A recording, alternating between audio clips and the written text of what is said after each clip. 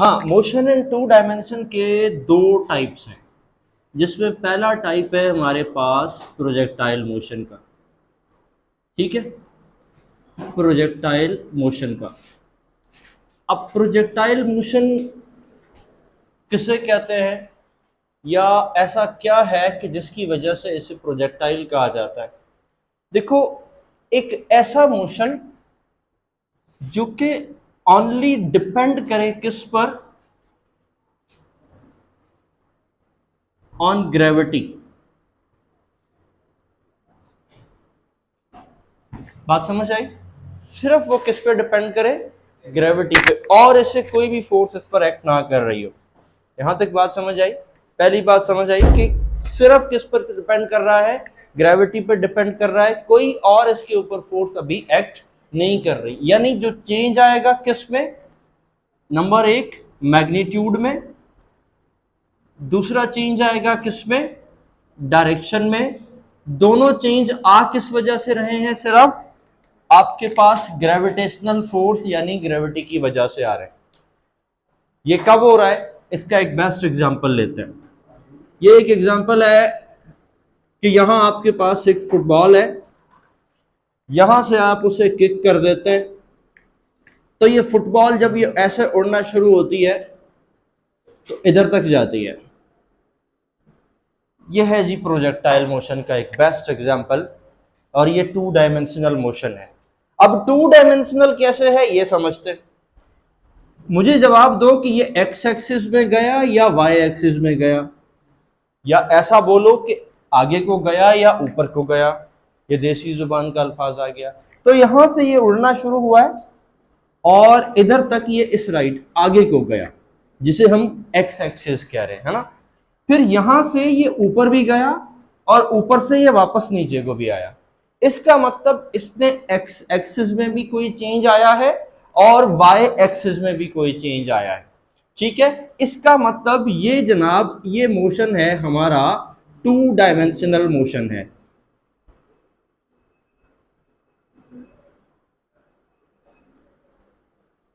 अब आइंदा के लिए ये याद रखना कि आपके पास कोई भी मोशन दुनिया का जो एक से ज्यादा एक्सिस में चलेगा, वो मोशन हमारा कौन सा मोशन कहलाएगा, टू डायमेंशनल मोशन कहलाएगा।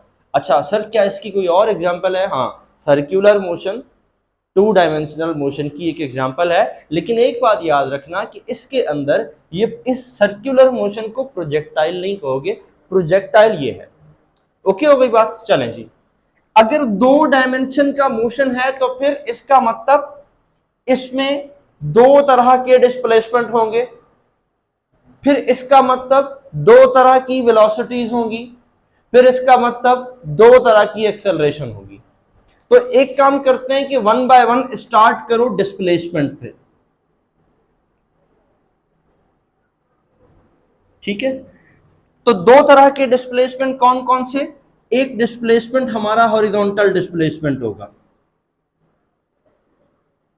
हॉरिजॉन्टल डिस्प्लेसमेंट होगा, जिसको आप दूसरे वर्ड्स में रेंज कह सकते हो।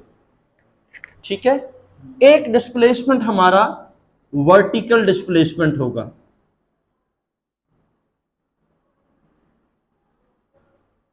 जिसको दूसरे अल्फाज में आप हाइट कह सकते हो। अच्छा, हॉरिजॉन्टल डिस्प्लेसमेंट ये वाला है, तो इसको हम x भी कह सकते हैं, इसको r भी कह सकते हैं। वर्टिकल डिस्प्लेसमेंट ये वाला है, जिसे हम h भी कह सकते हैं और y भी कह सकते हैं। h का मतलब हाइट, y का मतलब y एक्सिस पर, r का मतलब रेंज, x का मतलब x एक्सिस पर। यहां तक बात समझ आई? ओके हो गया। अब यहां पर आ जाते हैं हमारे पास, इसको हम क्या कह रहे हैं, एक वर्ड दे रहे हैं, किसका? रेंज का लफ्ज दे रहे हैं, सॉरी, जिसको आर से लिखते हैं, और इसको हम हाइट का वर्ड दे रहे हैं, जिसको हम एच से या वाई के साथ लिखते हैं। अच्छा, अब थोड़ा सा आगे चलते हैं। अच्छा, ये कंप्लीट नहीं हुआ, इसकी एक दो चीजें अभी और हैं, लेकिन पहले हम सिंपल नाम पर आते हैं, फिर आगे बढ़ते हैं। अच्छा, एक और बात, क्या आप ये बता सकते हैं कि अब दो तरह की वेलोसिटीज भी होंगी, एक हॉरिजॉन्टल वेलोसिटी और दूसरी वर्टिकल वेलोसिटी। चलो एक काम करते हैं कि पहले वर्टिकल वेलोसिटी की बात करते हैं। क्या जरूरी है पहले वर्टिकल की बात की जाए? तो नहीं, ऐसा जरूरी नहीं है। आप किसी की बात भी कर सकते हो, हॉरिजॉन्टल की भी बात कर सकते हो और वर्टिकल की भी कर सकते हो। चलें सर, एक ग्राफ छोटा सा मैं दोबारा बनाता हूं ताकि हमारे पास कुछ चीजें समझना आसान हो जाए। ओके जनाब, सर जब यहां से वेलोसिटी आप किक मारते हो ना किसी बॉल को, कोई पत्थर फेंकते हो, कोई बुलेट फेंकते हो, कोई भी फेंकते हो, तो दो तरह की वेलोसिटीज आ जाएंगी, एक वर्टिकल और दूसरी हॉरिजॉन्टल। वर्टिकल वेलोसिटी को आप किसके साथ लिखोगे? वी वाई के साथ। अच्छा, सवाल यहां एक और भी आता है। हमने पहले पढ़ी है इनिशियल वेलोसिटी और फाइनल वेलोसिटी, तो इसका मतलब एक इनिशियल वर्टिकल वेलोसिटी होगी और एक, ठीक हो गया। तो जनाब जो इनिशियल होगी ना उसे हम लिखेंगे v नॉट से, वर्टिकल होगा तो लिखेंगे y, तो ये बन जाएगा v नॉट y। v का मतलब वेलोसिटी, नॉट का मतलब इनिशियल, y का मतलब वर्टिकल। ठीक है, और अब आ जाते हैं इधर, तो ये बन जाएगा v नॉट साइन थीटा। यहां पर एंगल कौन सा आ जाएगा? Sign component. क्यों? क्योंकि ये परपेंडिकुलर कंपोनेंट बन गया। अच्छा, अब आ जाते हैं फाइनल पर। फाइनल के लिए हम यहां से सिर्फ इस नॉट को हटाएंगे, यहां y लगा देंगे और ये बन जाएगा आपके पास v साइन थीटा। क्या यहां तक बात क्लियर हो गई? इनिशियल का पता लग गया, फाइनल का पता लग गया, ठीक हो गया। चलें जी, अब बात आगे बढ़ाते हैं। सर यहां से स्टार्ट करते हैं, तो ये वेलोसिटी आगे ऊपर जा रही है और जाते जाते जाते जाते इधर आके मैक्सिमम हाइट पर आकर वी वाई यानी वर्टिकल वेलोसिटी जीरो हो जाएगी। ऐसा है या नहीं है? देखो, कोई भी बॉडी जब ऊपर की तरफ जाती है नीचे से, तो एक वक्त आता है कि इसकी जो मैक्सिमम वेलोसिटी होगी वो क्या होगी? मैक्सिमम पॉइंट पे जाके कोई भी वेलोसिटी क्या हो जाएगी? जीरो हो जाएगी। तो फिर ऐसा लिख देता हूं कि at maximum height, at maximum height vertical velocity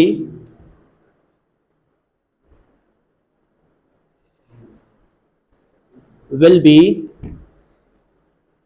zero, जिसे आप मिनिमम भी कह सकते हैं।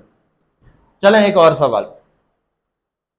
इसका मतलब यह हुआ कि इस पॉइंट पर, ये जो पॉइंट है ना इधर, ये पॉइंट, इसे कहते हैं लॉन्चिंग पॉइंट और इसे कहते हैं लैंडिंग पॉइंट।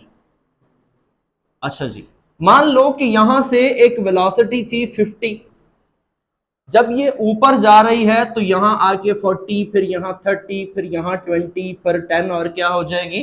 जीरो। तो यूं कह लो कि V Y decreases. Okay, V Y क्या होगी? डिक्रीज होगी ड्यूरिंग अपवर्ड मोशन। जब ये ऊपर की तरफ जा रही होगी तो ये डिक्रीज हो रही होगी। अच्छा, जब ये यहां से वापस नीचे आ रही होगी तो फिर ये बढ़ेगी 10, 20, 30, 40 और फिर दोबारा क्या हो जाएगी? 50। इसका मतलब V Y increases during downward motion.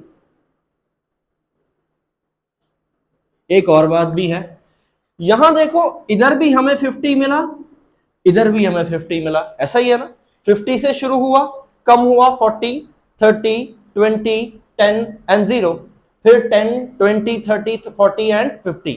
इसका मतलब हम यह कह सकते हैं कि लॉन्चिंग पॉइंट पर और लैंडिंग पॉइंट पर हमारी जो वी वाई यानी वर्टिकल वेलोसिटी है वो मैक्सिमम होती है।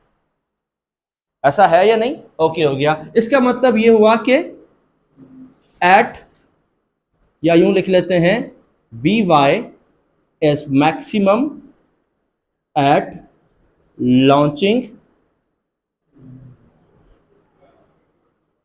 And landing point. क्या यहां तक बात समझ आई? ओके जी, सब कहानी समझ में आ रही है कि वर्टिकल वेलोसिटी क्या थी। वर्टिकल वेलोसिटी जब अपवर्ड डायरेक्शन में जा रही है तो डिक्रीज कर रही है, लो डाउनवर्ड डायरेक्शन में आ रही है इंक्रीज कर रही है, मैक्सिमम हाइट पे है तो जीरो होगी और मिनिमम हाइट पर है तो हाँ, ये बात यूं लिख सकते हैं, ये पॉइंट आ सकता है कि V Y is maximum at, ये एमसीक्यूज का वाला एक सवाल है, मिनिमम हाइट। ये ऊपर वाली बात ही लिखी है लेकिन मैंने इस अल्फाज को चेंज करके लिखी है, ये वाला पॉइंट और इससे ऊपर वाला पॉइंट पढ़ लो। P y is maximum at launching and landing point. भाई लॉन्चिंग पॉइंट भी सबसे कम हाइट होगी और लैंडिंग पॉइंट भी सबसे कम हाइट होगी, लेकिन इस पॉइंट पर वेलोसिटी ज्यादा होगी और इस पॉइंट पर भी वेलोसिटी ज्यादा होगी। ये मैंने काउंट करके अभी बताया आपको कि 50 से शुरू होगा दोबारा 50 पे आएगा। अच्छा, वही बात मैंने यहां लिखी है कि V Y is maximum at minimum height. Minimum height से मुराद ये वाला पॉइंट और ये वाला पॉइंट, क्योंकि यहीं पर यही मिनिमम हाइट है, इससे कम अब तो और कुछ है नहीं। ओके जी सर, अगली कहानी पे आते हैं। जब वेलोसिटी चेंज हो रही है तो कुछ होगा, क्या होगा? कोई ना कोई चीज सिर्फ वेलोसिटी के चेंज होने पे डिपेंड करती है।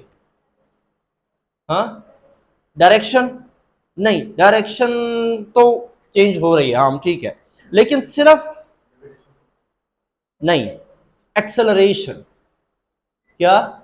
जो कि सिर्फ वेलोसिटी के चेंज होने पे डिपेंड करती है।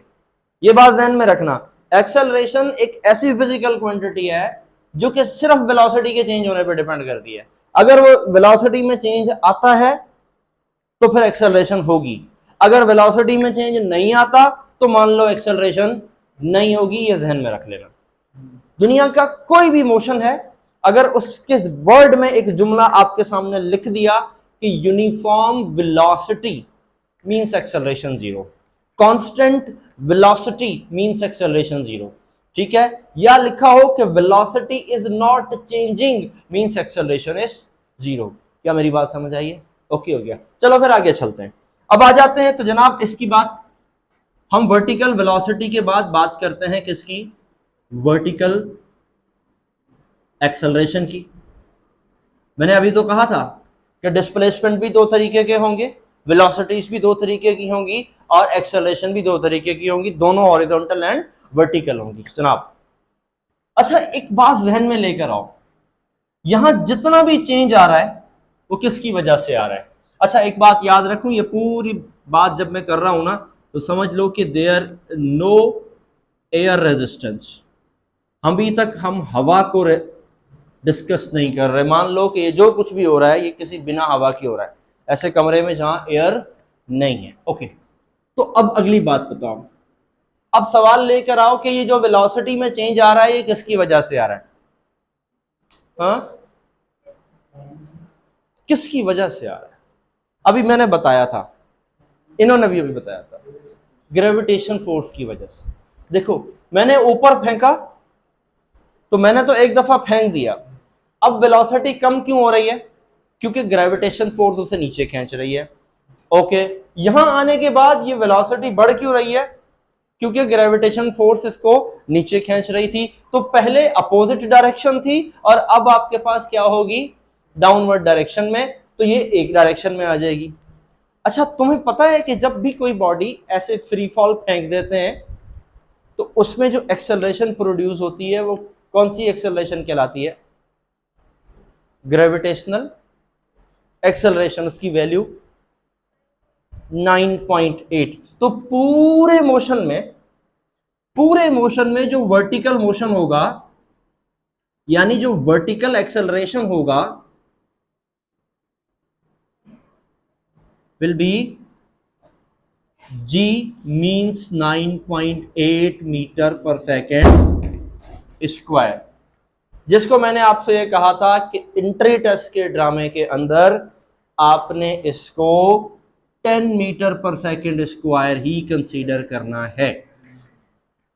और इसका आंसर सही आएगा, गलत नहीं होगा। इस पर हमारी बात हुई थी, एक दफा डिबेट हुई थी, और क्या हुई थी, मैं रिपीट कर देता हूं थोड़ी सी। कि मैंने कहा था कि एक वैल्यू को अगर 5 को मल्टीप्लाई करो 9.8 से या 5 को मल्टीप्लाई करो 10 से, तो इसका आंसर 49 होगा, इसका 50 होगा। तो मैंने आपसे कहा था कि ये दोनों ऑप्शन कभी भी एमसीक्यूज में नहीं आएंगे, पक्का पत्थर पे लकीर है, ठीक है। No any excuse. हाँ, बुरी किस्मत हो, कोई मेरे जैसा बंदा टेस्ट बना रहा हो तो वो एक अलग बात है, लेकिन नहीं आएंगे, इस पे कोई एक्सक्यूज नहीं है, ठीक है। या इसका एक ऑप्शन आएगा या इसका ऑप्शन आएगा। तो अगर इसका आता है, आप इसका सॉल्व करते हो, ऑप्शन इसका आता है, तो पता लग जाएगा नियरेस्ट ये है, ठीक है। और अगर ये सॉल्व करते हो तो ये पता लग जाएगा कि नियरेस्ट ये है, ठीक है। दोनों एक साथ नहीं आएंगे। सर यहां तक बात समझ आई या नहीं आई जनाब? इनिशियल वेलोसिटी, एक्सेलरेशन सब पता चल गया। चलो अब आ जाते हैं किस पर, हॉरिजॉन्टल वर्टिकल वेलोसिटी पे। हॉरिजॉन्टल वर्टिकल वेलोसिटी जनाब, आगे स्टार्ट करते हैं। हॉरिजॉन्टल वर्टिकल वेलोसिटी फिर दो तरह की होगी, इनिशियल और फाइनल। तो फिर हम ऐसा कर देते हैं कि पहले लिख लेते हैं इनिशियल, और फिर हो जाएगी ये फाइनल। अच्छा, इनिशियल के लिए फिर वही तरीका, कौन सा, कि हम यहां लिखेंगे v नॉट, और फाइनल के लिए सिर्फ v लिखेंगे। हॉरिजॉन्टल है तो x लग जाएगा। क्लियर हो गया? यहां y लग गया था, वहां x लग जाएगा। आप वी आई और वी एफ लिखते हो, यहां पर आप नॉट। अच्छा, बाय चांस एमसीक्यूज में आ गया और आपको नहीं याद रहा कि भाई वो वी नॉट है या वी एक्स है, तो अगर आई और एफ भी लगाओगे तो सॉल्व हो जाएगा आंसर। आई और एफ भी लगाओगे तो ये सॉल्व हो जाएगा, सिर्फ ये इक्वेशन दिखने के लिए होती है। चलो एक काम करते हैं, ये देखो, V naught Y is equal to we naught, V naught Y is equal to we naught cos theta, और यहां पर आ जाएगा क्या, वी कॉस थीटा। एक मजेदार सवाल पूरी बॉडी के अंदर, चलो इधर आ जाए, ये फिगर जरा बड़ी लग रही है। एक बॉडी को मैंने किक किया, किक करता हूं तो ये बॉडी यहां से घूमकर इधर आती है। अच्छा, एक तो इस पे ग्रेविटी ने काम किया होगा, जो इधर हम पढ़ चुके हैं, है ना, इस वाले पॉइंट में हम पढ़ चुके कि किसने इस पे काम किया, ग्रेविटी ने काम किया, जिसकी वजह से किस में चेंज आया, वर्टिकल में चेंज आ गया, वर्टिकल वेलोसिटी में चेंज आ गया। कभी बढ़ गई और कभी कम हो गई और कभी जीरो हो गई, ऐसा ही है ना। कभी इंक्रीज हो रही है, डिक्रीज हो रही है, कभी जीरो हो रही है और कभी इंक्रीज हो रही है। समझ में आ गई सारी कहानी, ये किसकी है, वर्टिकल की वजह से हो रही है। कौन सी वेलोसिटी, वर्टिकल वेलोसिटी। कौन कर रही है, ग्रेविटी कर रही है। ओके हो गया। अब आ जाते हैं हॉरिजॉन्टल की बात पे। मुझे जरा ये बात का जवाब देना कि हॉरिजॉन्टल वेलोसिटी को कौन चेंज करेगा, उसके लिए चेंज करने के लिए क्या यूज किया जाएगा, क्या जहन में आ रही कोई चीज? अब ग्रेविटी का तो नाम नहीं लेना, क्योंकि ग्रेविटी तो वर्टिकल में ले आया ना, ग्रेविटी का तो अब नाम नहीं लेना, क्योंकि ग्रेविटी का काम तो हो गया। और कोई बताओ, कोई ऐसी फोर्स बताओ जो कि इसको चेंज करेगी। फ्रिक्शन, हां, फ्रिक्शन होती अगर हम बोलते कि एयर है, ओके। फ्रिक्शन होती अगर बॉल जमीन पे चलती, तो दो बासेस आपस में मिलते, ये देखो ये फ्रिक्शन है। जब ये यहां से ऐसे करके जा रहा है तो इनके दरमियान कोई फ्रिक्शन, मेरी बात क्लियर हुई कि नहीं हुई? ओके हो गया। फिर अगली बात पे आते हैं, एयर है नहीं, फ्रिक्शन है नहीं, ग्रेविटी इधर इस्तेमाल हो गई, और बोलो कोई और फोर्स बची, कोई फोर्स? इसी वजह से हॉरिजॉन्टल वेलोसिटी में नो चेंज ड्यूरिंग मोशन,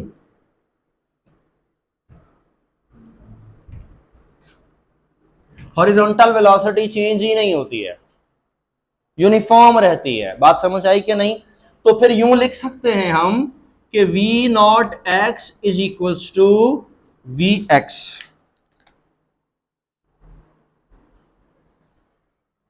सही है, क्योंकि इनिशियल और फाइनल वेलोसिटी क्या रहेगी? सेम रहेगी। जो पहले थी वही बाद में रहेगी, वही बाद में रहेगी। अब मैं आपको मजेदार बात बताऊं, देखो यहां इसकी हॉरिजॉन्टल वेलोसिटी थी शायद 20 और वर्टिकल ऊपर जाने वाली वेलोसिटी थी शायद 30।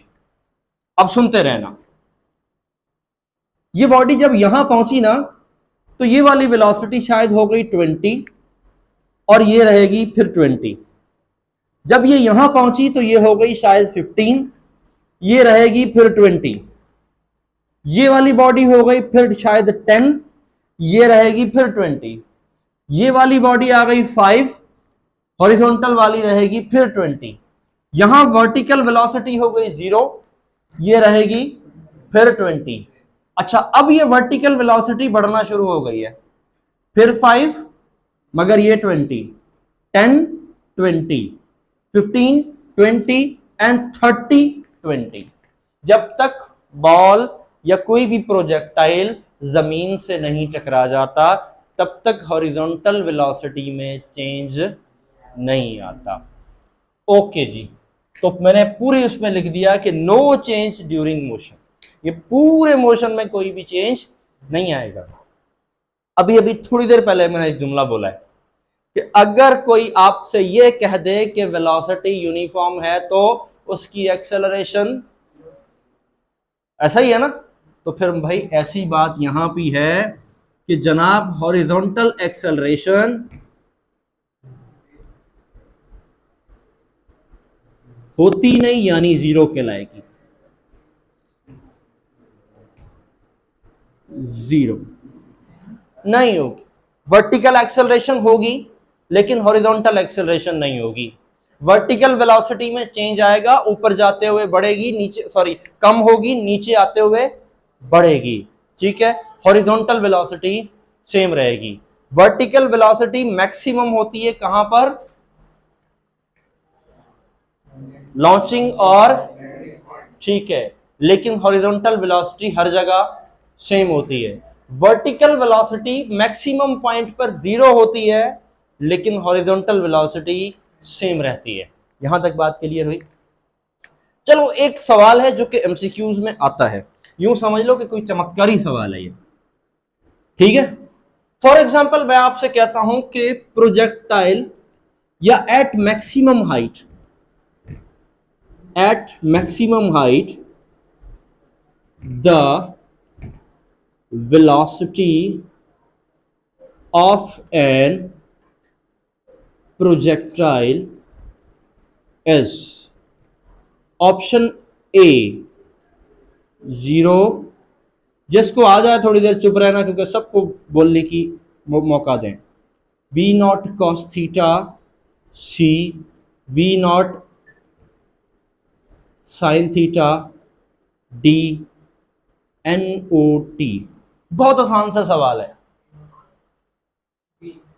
ओके, बाकी जवाब दो। मैक्सिमम हाइट पे प्रोजेक्टाइल की वेलोसिटी कितनी होगी?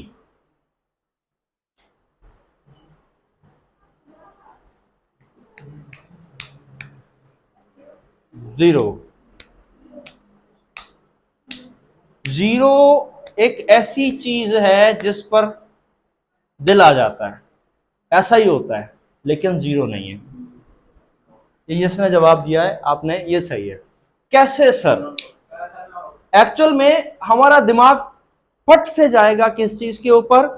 कि वर्टिकल वेलोसिटी पे जाएगा और बोलेंगे हाँ सर ने बताया था कि वर्टिकल वेलोसिटी मैक्सिमम हाइट पे 0 होती है। मैंने वर्टिकल नहीं पूछी, मैंने टोटल वेलोसिटी पूछी है। अब टोटल वेलोसिटी सम होता है किसका? वर्टिकल का और हॉरिजॉन्टल का।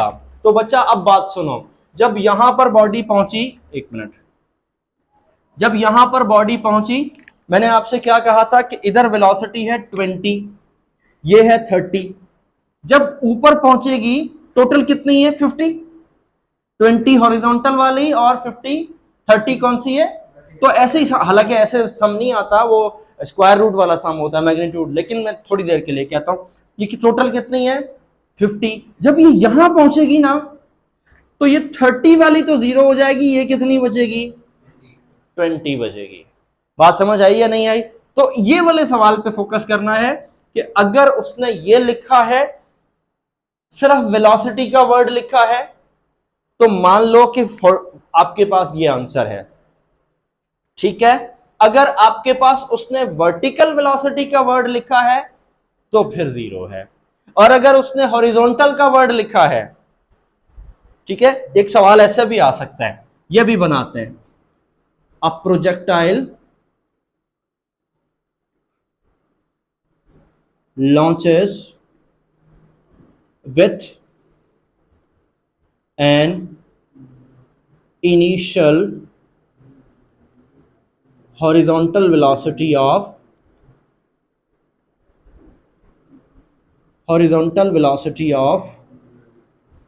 30 meter per second. What will be its velocity, horizontal velocity at maximum height? निकालो कैलकुलेटर, फटाफट सॉल्व करो, लगाओ 5-10 मिनट इसमें, शाबाश। 30 होगी, 30 होगी। क्यों भाई? क्योंकि ये हॉरिजॉन्टल है। अरे भाई हॉरिजॉन्टल तो चेंज ही नहीं होनी। तो भाई यहाँ पे आके हम निकालेंगे कैलकुलेटर, सोचेंगे ओहो अगर कैलकुलेटर होता ना मैं 10 सेकंड में कर लेता। तो ये ऐसे वाले सवाल आते हैं, ये वाले। अच्छा, प्रोजेक्टाइल में से, अगर प्रोजेक्टाइल में से सवाल आया ना तो वेलोसिटी का या रेंज का सवाल लाजमी आएगा, मतलब पक्का है। वो भूलते ही नहीं इस टॉपिक को, पता नहीं क्यों नहीं भूलते, लेकिन नहीं भूलते। यहां तक बात समझ आई या नहीं आई? वेलोसिटी इसको खोपड़ी में फिट कर लेना, और ये बात याद रखना कि हाँ ऐसा घुमा फिरा के आपसे सवाल पूछेंगे। डन हो गई बात? आगे बढ़ते हैं। सर इधर से लेकर इधर तक जाने को कितना टाइम लगा, है ना? यहां से लेकर यहां तक जाने में कितना टाइम लगा? तो ऐसा लिखते हैं, मैं थोड़ा सा सॉल्व भी करूंगा ताकि थोड़ा सा ना दिमाग बन जाए कि हाँ कितना टाइम लगा, अदरवाइज तो v not sine theta upon g है, राइट। लेकिन फिर भी हम सॉल्व करते हैं। V f is equal to v i plus a t, याद है ये फॉर्मूला, पहली इक्वेशन है। इसमें से टाइम फाइंड करना है। हाँ, मैंने पूछा इधर से लेकर इधर तक जाने को, आधा टाइम पूछा है, पूरा नहीं पूछा। अच्छा, जब पूरे की बात करोगे, हाइट की बात करोगे, तो यहां वेलोसिटी क्या होती है? जीरो। ओके, तो फाइनल वेलोसिटी क्या हो गई? इनिशियल वेलोसिटी क्या होती है? ये लिख रखी मैंने, v not sine theta. Okay, plus यहां लगाते हैं क्या? माइनस का जी, और इधर क्या लगाते हैं? टाइम। एक्सेलरेशन ऊपर जाने के लिए क्या होती है? माइनस का जी होती है। ओके, ये माइनस जी टी इधर आके हो जाएगा प्लस का जी टी, ये हो जाएगा वी नॉट, ये हो जाएगा sine theta. Time is equal to we not sine theta upon g, ये कहलाएगा आधा टाइम, यानी फॉर मैक्सिमम हाइट। अब आप यहां भी गलती करोगे, लेकिन वो पहले मैं लिख दूं फिर बताता हूं। अच्छा, ये बात भी पता है कि जितना टाइम ऊपर जाने को लगता है उतना ही टाइम नीचे आने को भी लगता है। तो फिर अगर मैं आपसे टाइम ऑफ फ्लाइट पूछूं, टाइम ऑफ फ्लाइट, जिसे देसी जुबान में क्या कहते हैं? Total time. लेकिन एमसीक्यूज की जबान में टोटल टाइम नहीं लिखा होगा, क्योंकि अगर इतना आसानी से लिख दिया तो फिर आप कंफ्यूज कहां होगे, ठीक है ना? तो भाई हाँ, बिल्कुल ऐसा ही है। ये बन गया 2t, टाइम जाने के लिए, टाइम नीचे आने के लिए। तो ये दोनों ऐड होगा, ऐसा पूरा स्टेप लिख देता हूं।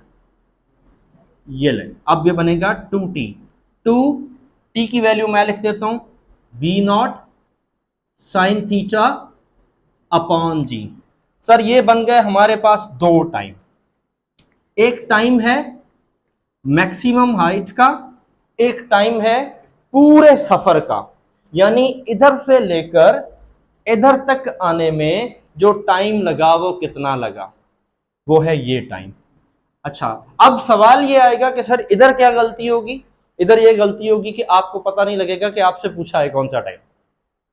ठीक है, तो ये बात ध्यान में रखनी है कि उसमें अगर लिखा है time to reach maximum height, this one, अगर आपसे ये कहा गया कि टाइम ऑफ फ्लाइट, फ्लाइट का मतलब प्रोजेक्टाइल जितनी देर हवा में रहा उसे क्या कहेंगे, टोटल टाइम, यानी के टाइम ऑफ फ्लाइट।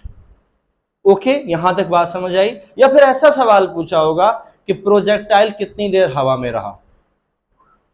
ठीक है, तो कितनी देर हवा में रहा वो भी टाइम ही पूछ रहा है कि जब ये यहां से उड़ा और जब ये यहां तक गया, तो यहां से लेकर यहां तक पहुंचने का जो टाइम है उसे क्या कहते हैं, total time.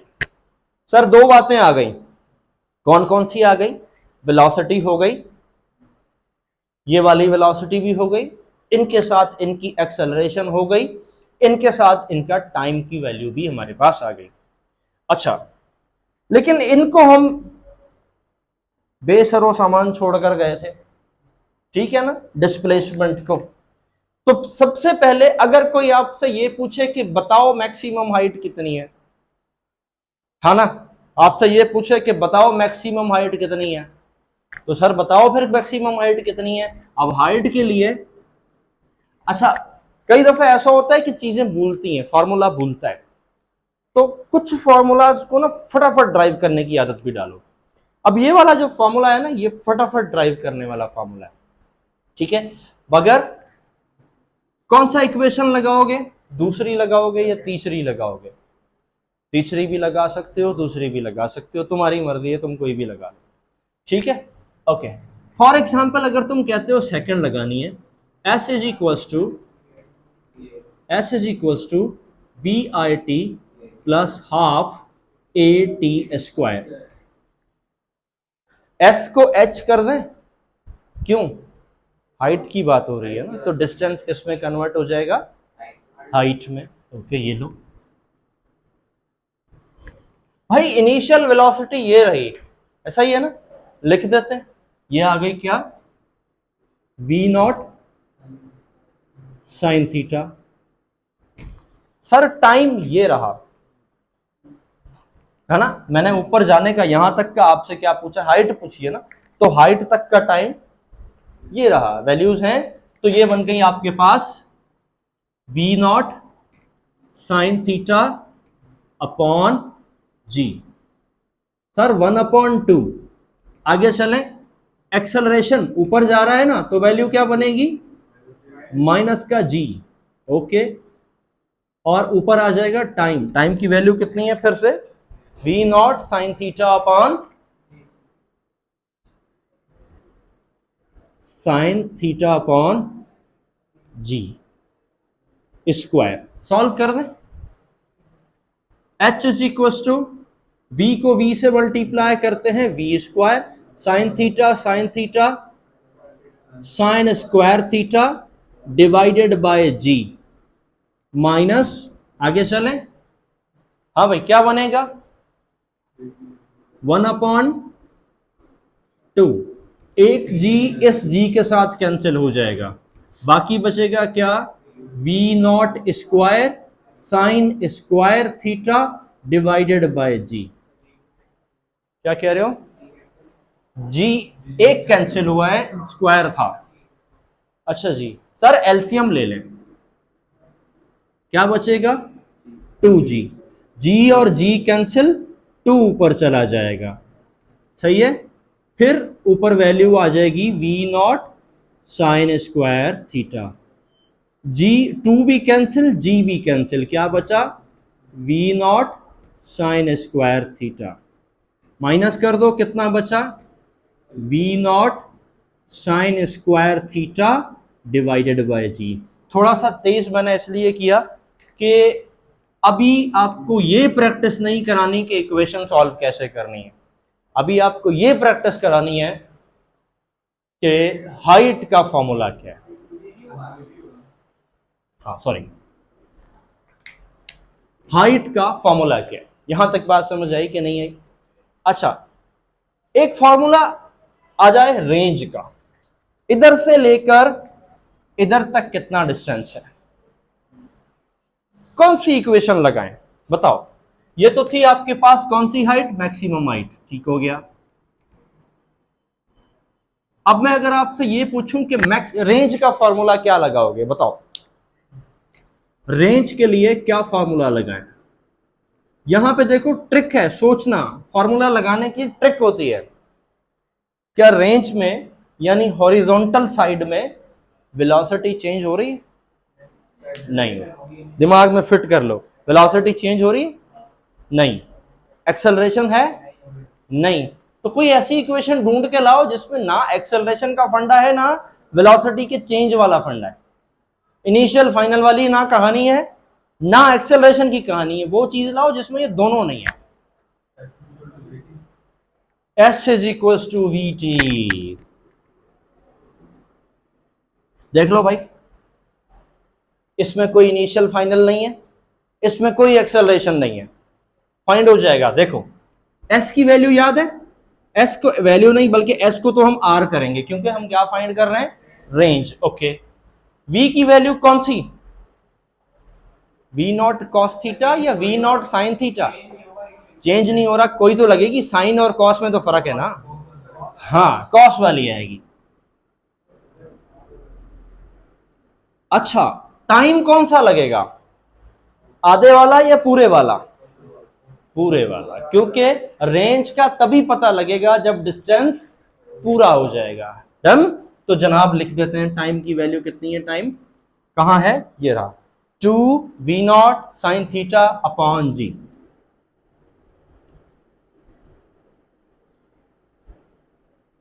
Okay, R is equal to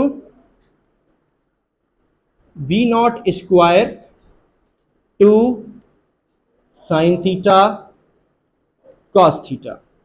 जिन्होंने थोड़ी सी मैथ पढ़ी है उनको ये बात पता है कि ये जो 2 साइन थीटा कॉस थीटा है ये मैथमेटिकल एक आइडेंटिटी है, और उस आइडेंटिटी है इक्वल किसके, साइन 2 थीटा के। तो अब ये फॉर्मूला बना, R is equal to we not square sine 2 theta divided by ji.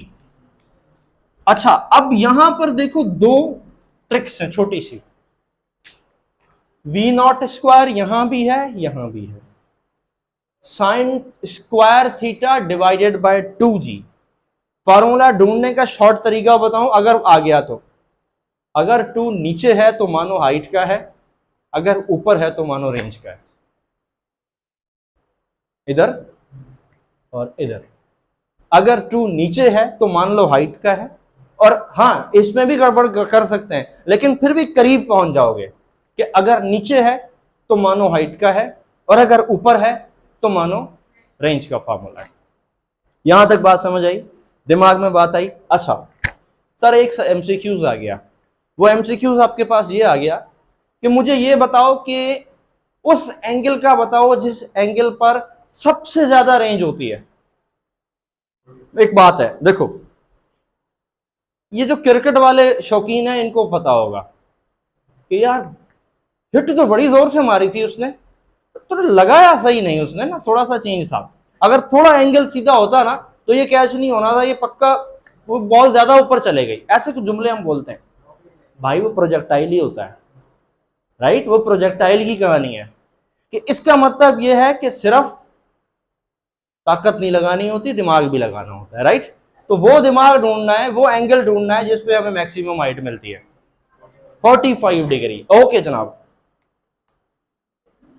Theta is equal to 45 degree ये वो एंगल है जिस पर हमें क्या मिलेगा, मैक्सिमम रेंज मिलेगी। सोचो अगर मैं 45 को यहां लगा दूं तो फिर क्या होगा, ये जो मैक्सिमम रेंज का फॉर्मूला कैसा बनेगा, देखो वी नॉट स्क्वायर साइन, इधर लगाओ 2, इधर लगाओ 45, यहां आ जाएगा g, r maximum is equal to we not square, 2 को 45 से मल्टीप्लाई करो 90, साइन 90 की वैल्यू 1, इसका मतलब ये पूरी वैल्यू किसके बराबर हो गई, ये आ गया मैक्सिमम रेंज का फॉर्मूला। सर रेंज और मैक्सिमम रेंज का फॉर्मूला एक ही तो होता है, तो मतलब ये और ये इसमें आप दो दो याद करें, नहीं आप कोई भी एक याद कर लो, लेकिन ये वाला याद करो ज्यादा बेहतर है। मगर एक ट्रिक याद करनी है, एमसीक्यूज में जब भी मैक्सिमम रेंज का फॉर्मूला आ गया, लफ्ज आ गया, वहां पर एंगल नहीं दिया होगा। Are you getting my point? MCQs में जहां पर भी लिख दिया मैक्सिमम रेंज, वहां एंगल की वैल्यू गिवन नहीं होगी, वो बाय डिफॉल्ट आपको सोचनी है कि वो 45 डिग्री। नहीं समझ आई? अभी भी बात समझ नहीं आई? दोबारा बोलूं, एक एमसीक्यूज दिया है और उस एमसीक्यूज में लिखा हुआ है a projectile covers a maximum range, what will be the time of flight. एक ऐसा ऐसे यहां बनाते हैं, छोटा सा एक सवाल बनाते हैं, फिर आप सॉल्व कर लेना। A projectile covers maximum range, find time of flight। ठीक है, मजेदार बात, इसके अंदर वेलोसिटी गिवन थी कितनी, शायद 40 मीटर पर सेकंड। सर एंगल तो है नहीं, क्या करें?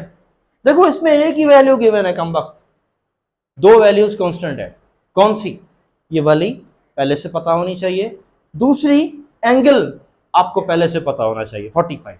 जब मैक्स रेंज की बात हो गई मींस 45। नाउ ओके, चले आगे बढ़ते हैं।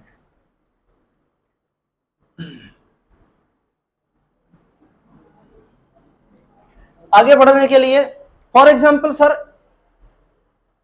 ऐसा एंगल बताएं जिस पर रेंज और हाइट दोनों बराबर है, मतलब 5 मीटर की रेंज है तो 5 मीटर की हाइट है, 10 मीटर की रेंज है तो 10 मीटर की हाइट है, 40 मीटर की रेंज है तो 40 मीटर की, ऐसा कोई एंगल बताएं। हाँ 76 डिग्री, कौन सा एंगल, 76 डिग्री। नहीं पता कैसे आया, करें, कर लेते हैं। ये देखो भाई, range is equal to height, इसी डब्बे में मैं करके दे दूंगा तुम्हें। हाँ चलें, हम बोर्ड पे बड़ी कंजूसी करते हैं, तुम्हें पता है। Range is equal to height, sir range का फॉर्मूला किधर है, ये रहा। ओके क्या बनेगा, v not sine square theta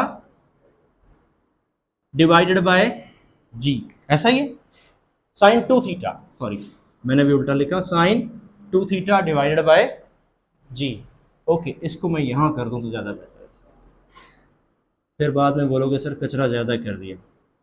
we not square sine 2 theta divided by g, height का formula v not square sine square theta divided by 2g, ऐसा ही है।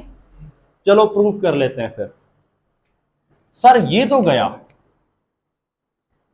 ओके हो गया, एक जी से दूसरा जी भी गया, ठीक। साइन 2 थीटा की जगह लिख लो 2 साइन थीटा कॉस थीटा, है ना, ये वाला जो अभी हमने कन्वर्ट किया कहां था, इधर, ठीक है। तो ये लिख लो 2 साइन थीटा कॉस थीटा, इधर है साइन स्क्वायर थीटा, इसके नीचे कुछ नहीं बचा, इसके नीचे क्या बचा, 2 बचा, जी तो गया। ओके जनाब, ये थीटा से कैंसिल हो गया, डन। ओके सर अगर मैं 2 को यहां ले आऊं और कॉस को यहां ले आऊं, तो ये हो जाएगा 4 और ये हो जाएगा sine theta upon cos theta. ठीक हो गई बात। ये बन गया tangent theta. Tangent theta is equal to 4। Sir मुझे थीटा चाहिए, टेंजेंट नहीं चाहिए। ऑफ 4 कैलकुलेट करके लिख लेना, 75.9 आंसर आएगा। ठीक है, तो ये आंसर नियरेस्ट आंसर बनेगा क्या? 76 डिग्री। अच्छा जी, सर कोई ऐसे दो एंगल बताएं जिस पर रेंज सेम आए। मिसाल, एक बॉडी को मैंने फेंका 40 मीटर के साथ। नहीं, पहले मेरा क्वेश्चन सुनो। एक बॉडी को मैंने फेंका 40 मीटर की पर स्पीड के साथ, ठीक है, 40 मीटर की स्पीड के साथ। अच्छा, हुआ कुछ ऐसा कि उसने रेंज कवर की 30 मीटर, एग्जाम्पल ले लेता हूं। और उस वक्त मेरा कोई एंगल था, मुझे नहीं पता, कोई भी एक एंगल था। अब कोई और एंगल बताओ जिस पर सेम रेंज, वेलोसिटी भी सेम हो, रेंज भी सेम हो। वेलोसिटी तो मैंने देनी है, रेंज सेम हो। दो कोई ऐसे एंगल बताएं। 30 और 60। अच्छा चलो, तुम कहते हो तो मैं थोड़ी देर के लिए लिख लेता हूं। तो क्या 70 और 20 नहीं हो सकते? अच्छा, तो क्या 80 और 10 नहीं हो सकते? हर दो एंगल का सम क्या आ रहा है? 90 आ रहा है। 30 60 90, 70 20 90, 8 और 10, कोई एक तुम लोग बता दो। 45 45 नहीं बताना मेहरबानी करके, कोई और बता देना जो अलग अलग हो।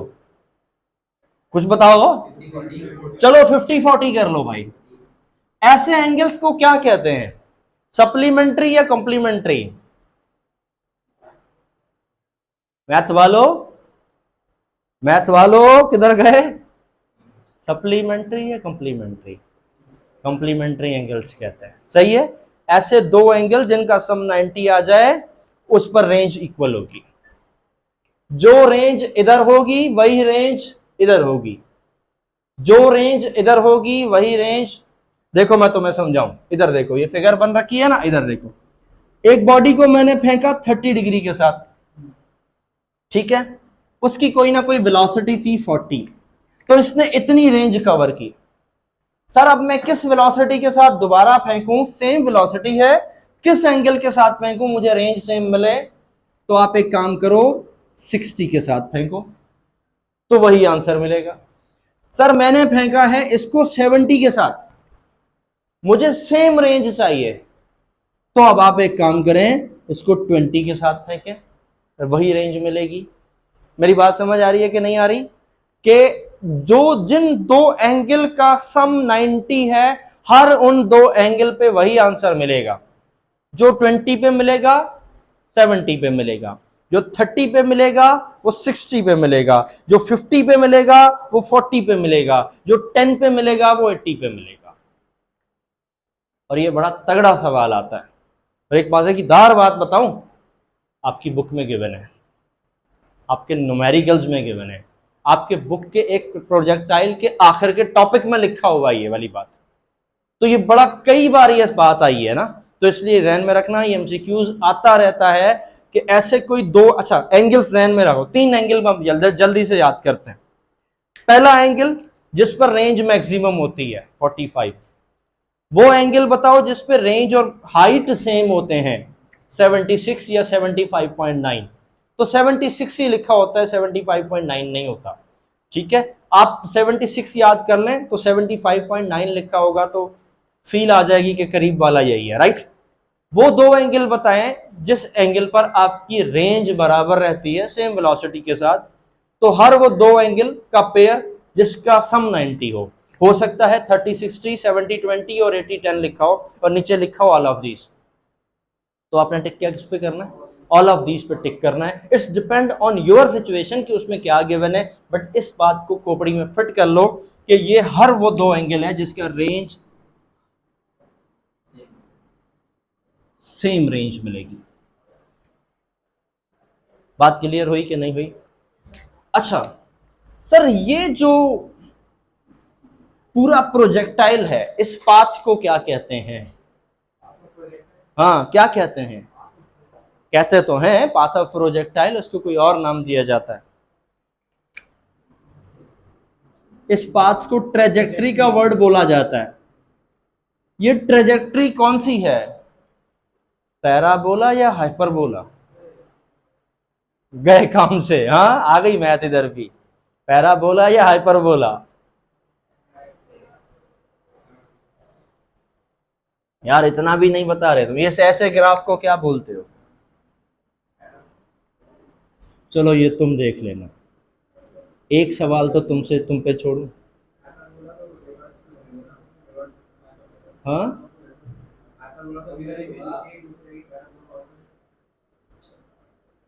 तो गलत वाला तुमने ढूंढ लिया, सही वाले का आंसर खुद मिल गया, इनफ हो गया, राइट? पैराबोला आ गई बात। अच्छा, कई बार ऐसा होता है, देखो मैंने पहले भी आप लोगों से ट्रिक शेयर की थी कि सही आंसर नहीं आता तो गलत ढूंढ लो, एमसीक्यूज में गलत निकालो।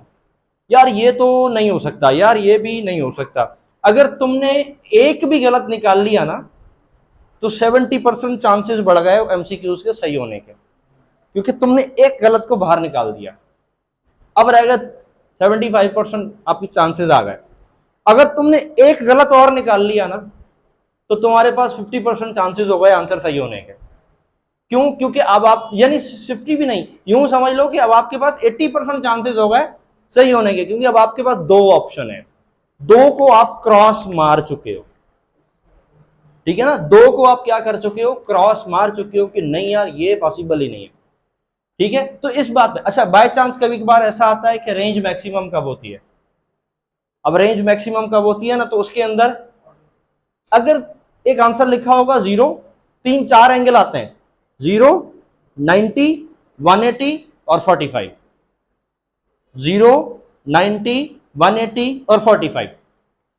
अगर तुम्हें पता है कि 0 पैरेलल लाइन को कहते हैं, अगर तुम्हें यह बात पता है तो तुम 0 और 180 को क्रॉस मार दोगे।